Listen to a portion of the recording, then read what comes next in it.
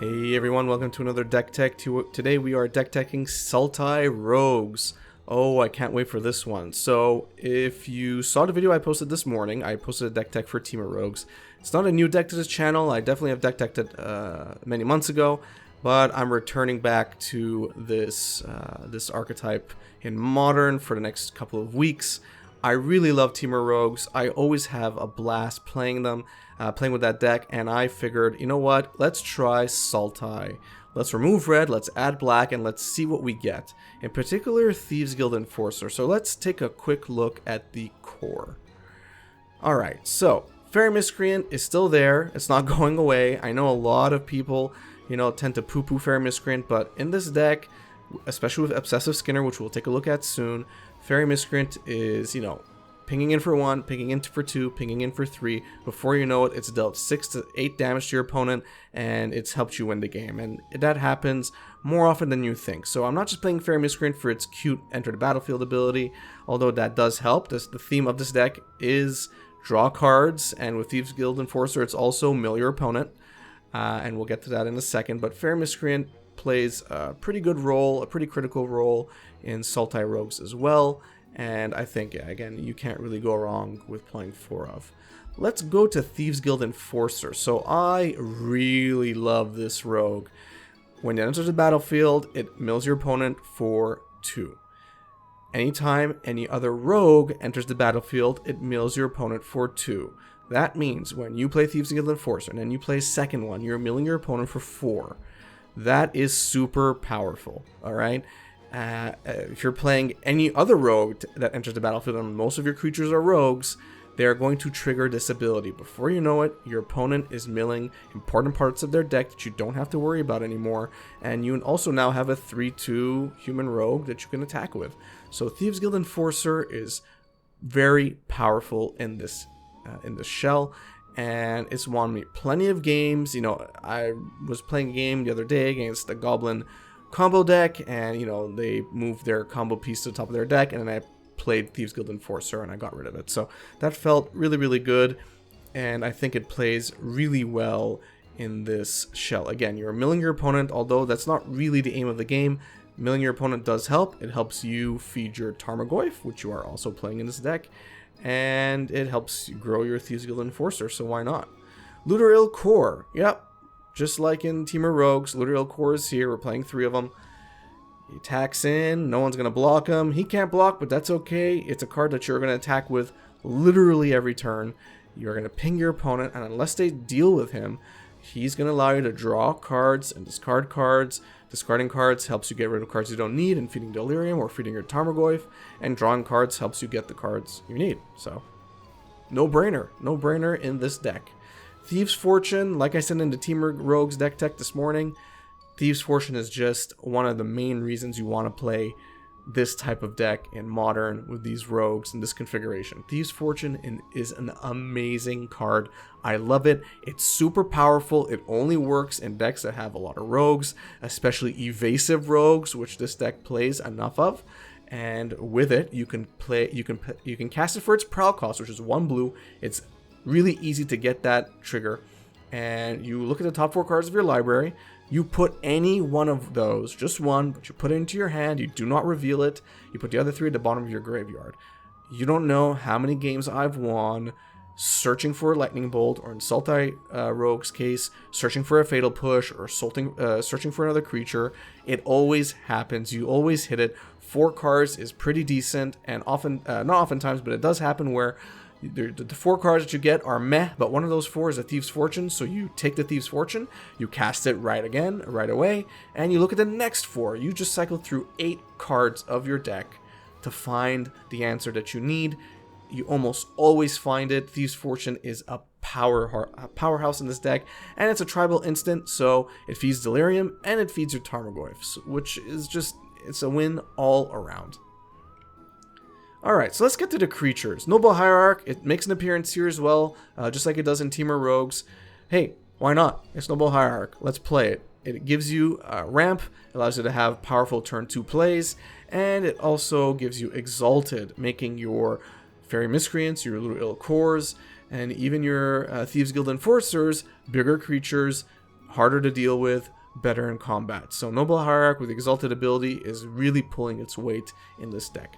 Tarmogoyf, what can I say? I mean, it's Tarmogoyf. Every deck tech that I have that has Tarmogoyf in it, I say the exact same thing. It's amazing. I love Tarmogoyf. I stick it into every deck I can because why not? It's still powerful despite the efficient removal we currently have in Modern.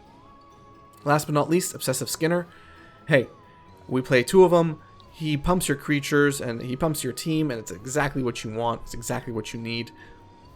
Pumping your creatures is definitely important here, making your Fairmist screens bigger, making your little cores bigger, even making your Tarmogoyfs bigger to deal with opposing Tarmogoyfs. So, yeah, Obsessive Skinner really pulls his weight. You can fetch from him of Traverse the Elvenwald if you really need him in a pinch. And yeah, it's a great card. It's also a rogue, so it's also going to trigger Thieves Guild Enforcer's Enter the Battlefield ability. So it's just beautiful all around. It's beautiful in Temur Rogues. It's even better in Sultai Rogues. Permission, exactly the same as in Temur Rogues. We're playing Mana Leak here. I don't really see any other counterspell that we really should be playing that's as consistent as Mana Leak, and I think 2 of it is perfectly fine. Alright, so let's get on to the removal. In removal, we have Fatal Push. We're running 4 of them. We don't have Lightning Bolt here, which is unfortunate in many instances, but Fatal Push is just better at removing most creatures in Modern. You don't have to worry about their toughness. You don't have to worry about prowess. All you need to worry about is their CMC. And you have plenty of fetches in this deck to be able to trigger its ability to, essentially target 4 CMC or less creatures. So I think Fatal Push is actually a pretty efficient removal card here. And again, most creatures in Modern are 2 or less, at least the ones you need to worry about early on. And I think Fatal Push just does the job, and it's the best we're going to have for 1 CMC in Sultai colors. The Cantrips, Serum Visions, Mishra's Bauble, exactly like in Temur Rogues. Serum Vision is one of the best cantrips in Modern. Allows you to scry 2, really fix your next couple of draws. I don't know what else I can say about Serum Vision. It's really powerful here, as it is in any deck that plays it. Mishra's Bauble, hey, it's still legal. It costs you nothing. It allows you to feed Delirium. It allows you to feed your Tarmogoyf. It allows you to see what card you're about to draw or what card your opponent's about to draw, which is very important information. And yeah, you draw a card, so why not? Mishra's Bauble, really, really good here. The Tutor, Traverse the Elvenwald, just like in Temur Rogues. You're playing 4 of. Early on, sometimes it lets you keep odd hands or hands that would be good, except that the land is kind of weird. You have a forest, let's say, or you just have the wrong mana.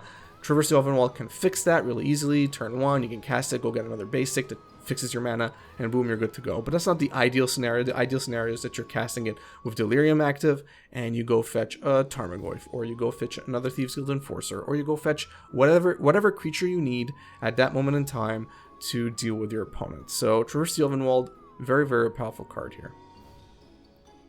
The lands, very similar to the Temur Rogues build, except I've swapped all the red producing lands for black.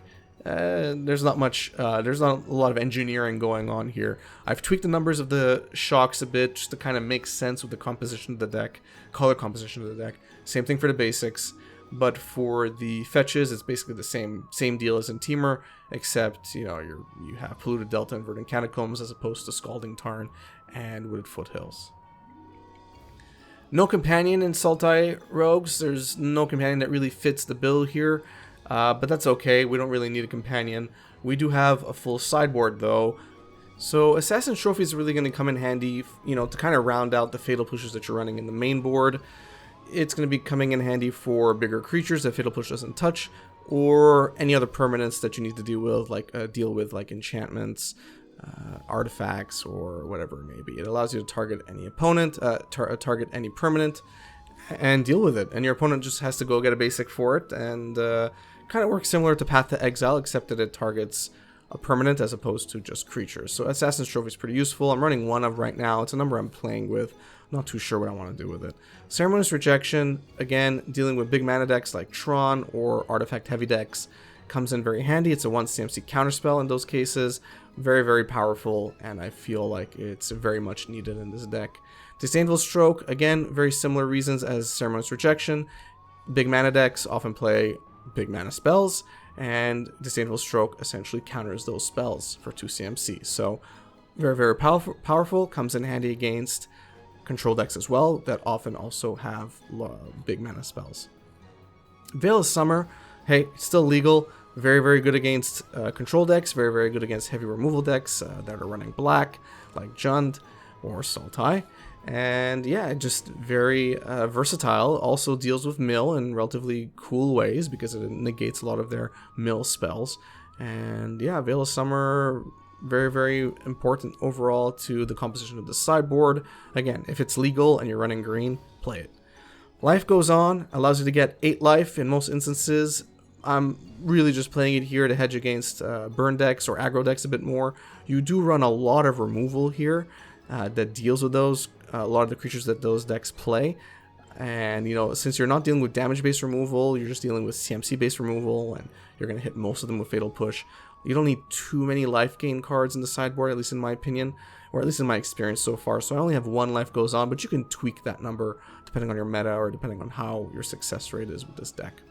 Seal of Primordium. The reason why I'm playing Seal of Primordium here is really just to round out the card types in my graveyard. So if I'm dealing with enchantments or most likely artifacts, I'm bringing in Seal of Primordium. It's an enchantment itself. It's going to help you feed Delirium, help you feed Tarmogoyf, which is something that we want to do in Temur Rogues and in Sultai Rogues. And it also destroys an artifact or an enchantment. It's exactly what you want to do. In the Temur Rogues version, I don't have enchantment removal, but I have a Braid, which is just better overall. In this case, we don't have a Braid because I don't have red. Seal Primordium for me is the fit. Spreading Seas. Hey, we can't play run Blood Moon, but Spreading Seas is essentially as good as it's going to get in Sultai colors. You can target specific lands that you want to cut your opponent off of, whether they're special lands or they're, you know, if you're playing Burn and you Spreading Seas their first mountain, that's probably a big problem for them. So Spreading Seas can come in quite handy, and a Cantrips, so you can draw a card off of it. Very, very important. Worst case, if it gets countered or destroyed, it's going into your graveyard, and it's an enchantment. So again, it's going to feed your Tarmogoyf, and it's going to feed your Delirium. Surgical Extraction is actually hilarious in this deck because you're already milling your opponent in general. So I've had thoughts of putting Surgical Extraction in the main, but I think it's a bit too cute for that. But when you are playing graveyard heavy decks or when you're playing combo decks, you know, milling your opponent often means you're going to target one of their combo pieces, and then casting Surgical Extraction to get rid of that card altogether from everywhere is super, super powerful. And yeah, I think this is the main reason why I'm running Surgical Extraction over Grafdigger's Cage or other graveyard hate cards, is because it just works super well in conjunction with Thieves Guild Enforcer.